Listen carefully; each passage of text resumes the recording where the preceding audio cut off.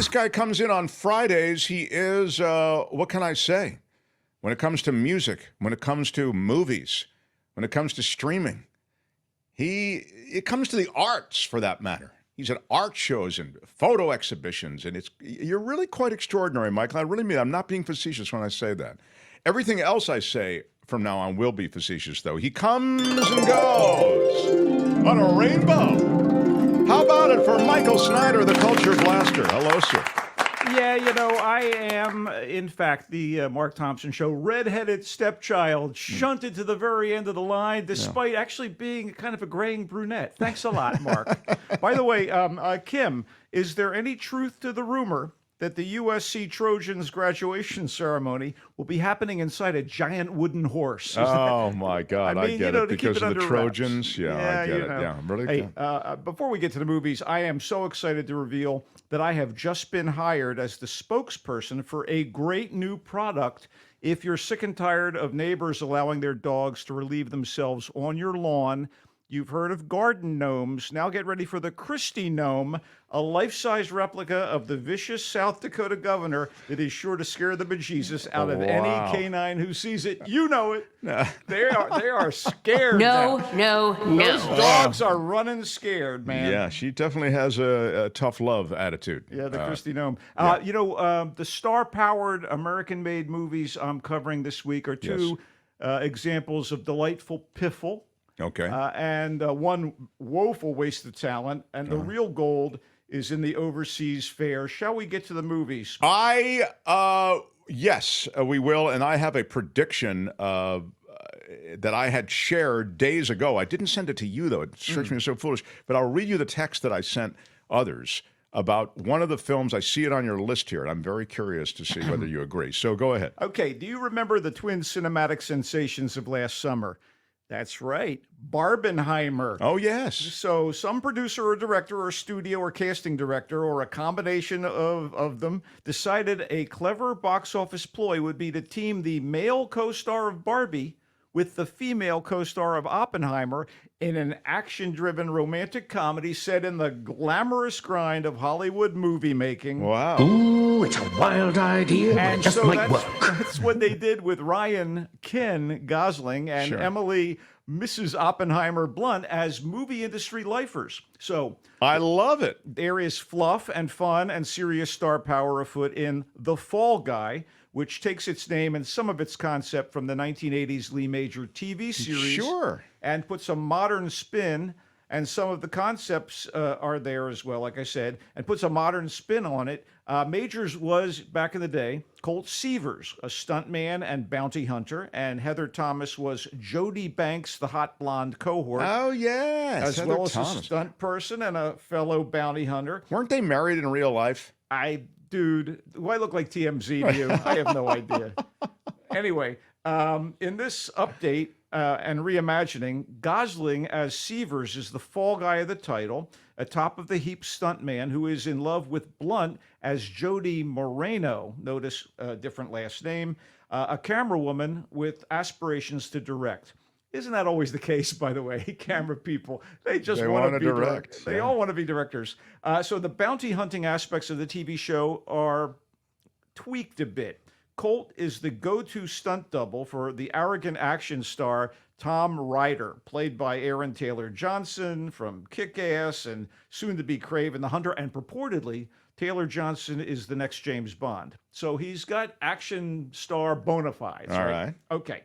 So when Colt is doubling for Ryder and is seriously injured during a business-as-usual multi-story drop off a ledge, he drops out of sight, drops Jody, and drops his career until he is requested to come out of retirement to do stunts on another Ryder vehicle, which is a big-budget sci-fi western that's being shot in Australia. And here's why he agrees to do it. It's the first movie to be directed by Jody. And he kind of, he's heartbroken and he wants to support her.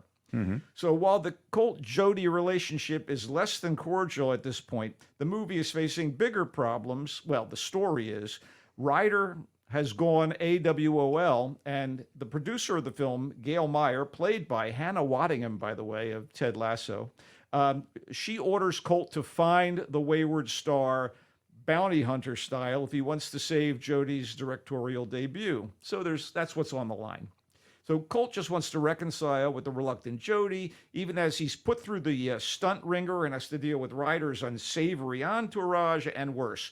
The interplay between Gosling and Blunt, I mean, all charisma, wit, and chemistry, is the strongest selling point for the Fall Guy, although the stunts are, as you would expect, wild and brutal, and some of the showbiz inside stuff is amusing. Even Waddingham's cliche of a producer generates a little bit of smirkage thanks to her broad comic skills. David Leitch, the director of The Fall Guy, was an actual stuntman when he started out in the business, and I think purportedly for Jean-Claude Van Damme and I think Brad Pitt. And he went on to direct action movies, including Atomic Blonde, Deadpool 2, and Bullet Train, which are kind of fun action films, and all of which I liked a little better than The Fall Guy. Okay, ultimately, The Fall Guy is neither as culture-quaking as Barbie, nor as artistically significant as Oppenheimer. Instead, it's an expensive-looking, sometimes silly, very good-natured and disposable movie that reminded me how empty calories can be kind of delicious when you're wolfing them down, even if you may feel unfulfilled later. Oh, wow. So you kind of liked it okay. Yeah, it's high on the fun meter for me. Good. It's just not a great film. It's product, buddy. It's in theaters. It is indeed in theaters. Like Emily Blunt, Mark, Anne Hathaway is a beautiful, accomplished actress in her early 40s. They're both 41, by the way, and they're both incredibly lovely. So Hathaway hasn't had the blockbuster success of Blunt and has seemed to be laying low in the indie movie realm of late. That said, The Idea of You, adapting a best-selling romantic novel of the same name, is an ideal vehicle for Hathaway's sort of winsome rom-com charms. In The Idea of You, Winsome is a ding word, she please. is Solène, a 40-something art gallery owner and single mom who finds herself caught up in a love affair with a 24-year-old singer in one of the most popular boy bands in the world. So, yeah, a little May, December, or December, May. I don't know. Okay. Anyway, it all gets going when Solène takes her teenage daughter to Coachella. Oh, my God. Wow. When I saw they were going to Coachella, I thought, oh, this is a horror movie. Because I don't want to go to a giant festival. Yeah. Anyway, at Coachella, they attend a meet and greet with members of said boy band, August Moon. Sparks fly between Solène and singer Hayes Campbell, played by Nicholas Galitzine.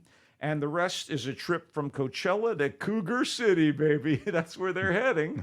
Anyway, I'm kidding. The relationship is handled tastefully.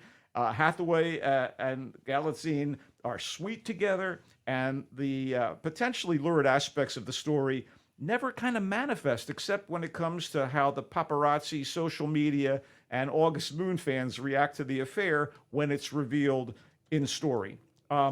Getting with the star apparently leads to star-crossed romance. I mean, who knew? Everybody. Anyway, The Idea of You was directed by comedy pro Michael Showalter, a former member of MTV's The State, the guy behind Wet Hot American Summer, The Big Sick, The Eyes of Tammy Faye, and it's from a screenplay he co-wrote with Jennifer Westfeldt. Yeah, I have to tell the truth. For all of the expected soapiness I expected, this was pretty easy to swallow. Kind of like the Ben and Jerry some might eat while watching this at home instead of wasting time on substandard Lifetime or Hallmark channel. Is it streamable or is it in theaters? It is in theaters, but it's But also... you'd wait for it to be... No, okay. It's also dropping on Amazon Prime right now. So continuing full disclosure, the movie... has music played by Campbell and August Moon, and it's totally believable as the sort of modern pop that makes kids squeal. The Idea of You, good of kind, as we like to say. No.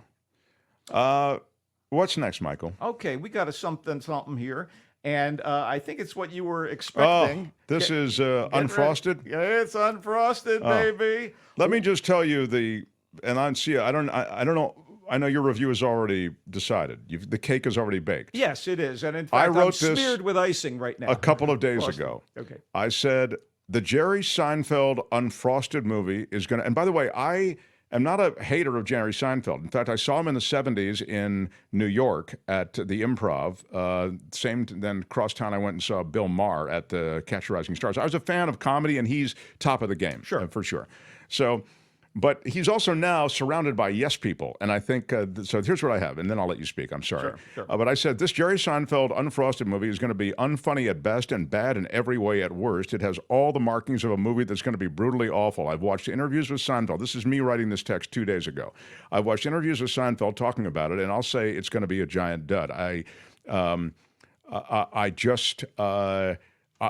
thought they put together all these things. The more I heard, the more it sounded like a chunk of his stand-up act and not really a movie. What's the deal with Jerry Seinfeld complaining about cancel culture and wokeness, then co-writing, directing, and starring in Unfrosted? It's a movie that is so odd in concept, ham-handed in execution, and reliant on product placement that it seemed to cancel all of its extremely talented cast members. Yeah. He gathered all these talented people. And speaking of woke, I'm surprised I was able to stay awake throughout it. It's admittedly a trim hour and a half running time, but yikes. Anyway. So you kind of agree. It didn't work. Yeah, the premise is that Jerry's character, a cereal company executive by the name of, are you ready for this? Oh, my God. His character's name, Bob Cabana. Okay. I don't know if that's supposed to be funny or just goofy, but Bob Cabana is recounting the true story behind the supposed 1963 battle in Battle Creek, Michigan, between Kellogg's and Post to come up with the first successful toaster pastry. But it's not a true story. The movie is not true. It's completely invented. Yeah, but you know. No, but I'm saying in the world of, I don't mean to weigh in on this, but it's just so much a part of the culture right now. Tetris and BlackBerry. Yes. These are, those are real life stories that they also make quirky. Well, I have to say though, Jim Gaffigan is playing the head of Kellogg. His name is Edsel Kellogg III, so it's clearly a true story. Okay, so Seinfeld's character Melissa McCarthy and Gaffigan are the Kellogg's cornflakes, so to speak, and Amy Schumer and Max Greenfield from New Girl are the Post Toasties, if you will. So they're talented people in this movie. Among the other notables on screen, get ready, Hugh Grant, slumming as a thwarted Shakespearean actor, reduced to being Kellogg's man in the Tony the Tiger costume. That's a funny concept. I wish I could say he was great, but God, not really. Anyway, they give their all. Christian Slater. Don't applaud that, Albert. Christian Slater is an evil milkman representing the dairy industry. Christian Slater. And James Marsden is fitness guru Jack LaLanne. How he gets involved, you'd have to suffer through the movie to find out. No. And there are so many others. This was so obvious and tiresome, although each cameo by a literal parade of top-notch comedic actors, including various Saturday Night Live cast members and alumni. All right, I don't want to blow it, but, John Hamm and John Slattery show up, So Right. you do the math, as they say. That gave me a brief jolt. I wanted to see what they could do with the hackneyed material they were given. So are the jokes not funny, or does the concept just fall? Some of them are, some of them aren't. A veteran joke writer, Spike Fierstein, is involved in the script. Spike is very good. Yeah, well, he must have cashed the check and run, or I don't know. No. I'll simply say that many of the setups and jokes were such pointless throwaways that it started to feel like a game of, okay, can you bottom this? Instead of, can you top this? I got it. It needs to be said. Okay, Seinfeld is or was a very good observational stand-up comic, but regardless of the massive success of Seinfeld, which I think is largely due to Larry David. Apparently. Seinfeld was never a very good comedic actor. He was a decent straight man for Julia Louis-Dreyfus, Jason Alexander, and Michael Richards. Every time Jerry's character in Unfrosted is supposed to be saying or doing something funny, it comes off as pretty flat. I have to say, I'm glad you touch on this, because that's when I knew it was going to be lame. Once I heard he wrote, directed, produced, and starring, and when the starring is the key, you can do the others, but starring, I knew that the best it would be a 7, because he on a 10 scale, because he just isn't an actor for the reasons that you articulated. I'm so glad that that is indeed borne out in the sense that, Mark, this is his Citizen Kane, Mark. That's for all you cineasts out there. Oh, my God. All right. I got to cleanse the palate. I'm sorry. So anyway, that's missable. Yeah, oh, boy. But yeah, it's on Netflix, so you Right. could just sit down and be disgusted on your own at home. What if I got really high? You know what? If you got really high, you should It might work. watch the following movie instead. Okay. With Mars Express, we have a first-time French director, Jérémy Perrin, and he has fashioned a cyberpunk film noir knockout that evokes and deserves to be mentioned in the same breath as sci-fi classic Blade Runner and animated sci-fi watershed Ghost in the Shell.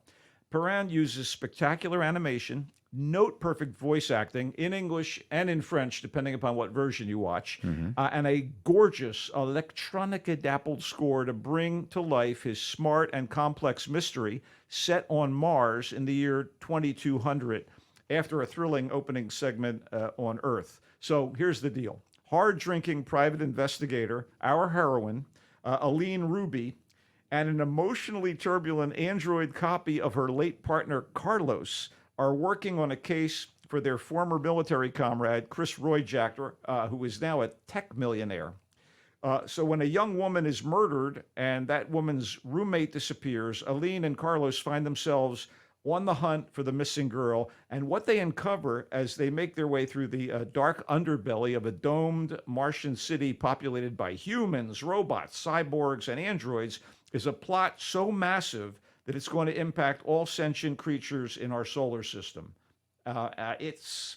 My God, I was really blown away by this. Wow. One of the coolest things about Mars Express, besides its phenomenal look, is how it addresses the validity of artificial life and the status and rights of mechanical citizens in this speculative future reality. Sure. I mean, that's very of the moment. And as a noirish thriller, Mark, it is a killer. There is a version of Mars Express that's dubbed into English and one in the original French with English subtitles. The latter features the voice of French actress Léa Drucker as Elaine and one of France's most accomplished and well-regarded leading men and a James Bond villain, Mathieu Amalric. I recommend the French version. It is in select theaters, and it's going to be rocking good on streaming when it gets there. But I know my buddy and writing partner, Alan White, is eager to watch this on the big screen. Wow. Sounds very intriguing and love noir. So I'll look forward to noiring it up. Let's quickly wrap up. All right. Exploitation, environmental concerns, something near and dear to you, community, and corporate malfeasance are just a few of the thematic elements of Evil Does Not Exist. I'll ding something you Malfeasance, said. I think you Yes, want. there you go. The Japanese director-screenwriter Ryosuke Hamaguchi has made a thoughtful drama about the destructive effects of a well-moneyed company's plan to develop a high-end glamping site in an otherwise unspoiled alpine area not too many miles from Tokyo. I love this already. Oh, So this commercial enterprise looks very likely to poison the water supply of the cozy rural town nearby. wow. So, morality and greed come into play. Sure. The citizens don't know whether to bring the economic benefits in. What are they going to do? Are they Right. risking the future of their children? And our hero, of course, has offspring. Anyway, Hamaguchi won all kinds of attention and awards for his previous movie, The Lengthy and Challenging Drive My Car. This is much leaner, more straightforward, although it quietly leads to a very strange and mysterious climax. When it's over, you may have a very different take than the one stated in the movie's title, Evil Does Not Exist. Wow. it's I'm in- excited. Where is that? Select theaters, and when it comes to video on demand, I think rock and roll, buddy. That is just terrific. So, Michael, we'll just review. Evil Does Not Exist. The story of a glamping campsite set up near a home and village. And it sounds as though sort of the promise of economic thriving aspects of this new increased business and attention might have been offset by the environmental damage, might I say toxicity and danger associated with this is what I'm getting from your review. Do these people want tourists in their lovely Or do they want life? meadows and glens? Right. Mars Express. So he says Evil Does Not Exist in theaters is a winner. Mars Express from first-time French director Jérémy Perrin. Well done, Mark. It's the my mom was a French teacher. Cyberpunk mystery is a noirish thriller. Set in the far future. Set in the far future, and Michael really likes it and encourages everyone to see Mars Express. It is in select theaters.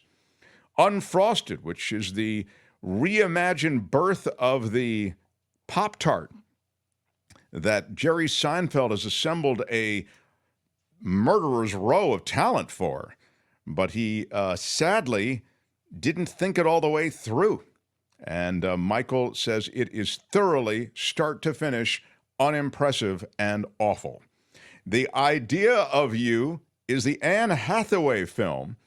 It chronicles this love affair between a single mother and the lead singer of a popular boy band. Oh, yeah.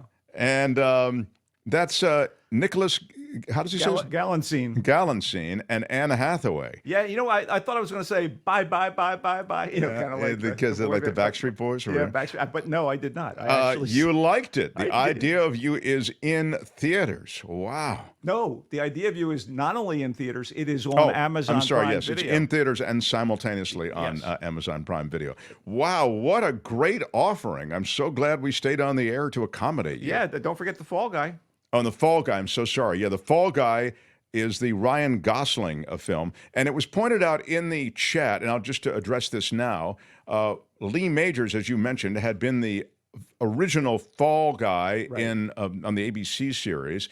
John says, wasn't Lee Majors the $6 Million Man? Yes, he was. He was both. We can rebuild him as a stuntman, though. Yes. And Smirkage, it's suggested by Trevor, is a ding word. I didn't ding Smirkage because it's not really a word. No, it's a coinage. Yeah, but I did like it, but I understand why I might. Anyway, he likes The Fall Guy. He says it's good sort of popcornish entertainment. Our friend Heather came to the movie with me and went, it's garbage, and they've left so much garbage in their wake. She's very environmentally concerned. I know. I like that about Heather and anyone who thinks beyond where their trash is going. Yeah. Michael, this is really great. I want to celebrate again your new home, which is Voice of San Francisco, correct? It is indeed at thevoicesf.org. Supposedly, there's an article about franchise fatigue it's up there now, or it's going to be up there soon. But we've had 3 articles archived or in progress, and obviously, in concert with my appearances, so to speak, on the Mark Thompson Show, I'm happy to deliver the goods and the news on what's happening culturally. thevoicesf.org. Yes. thevoicesf.org is where you can find Michael Snyder's musings about any number of subjects. He is the culture blaster. You can find him across social media under that handle as well. He comes and goes on a rainbow. How about it for the culture blaster, Michael Snyder? Thank you, Michael. Go Giants! Go Giants. Right on, brother man. Right on. Hi, it's Mark, and I thought that was great. Hit the notification bell. You'll know whenever there's a new video being dropped, and please subscribe to our channel to help us save the universe.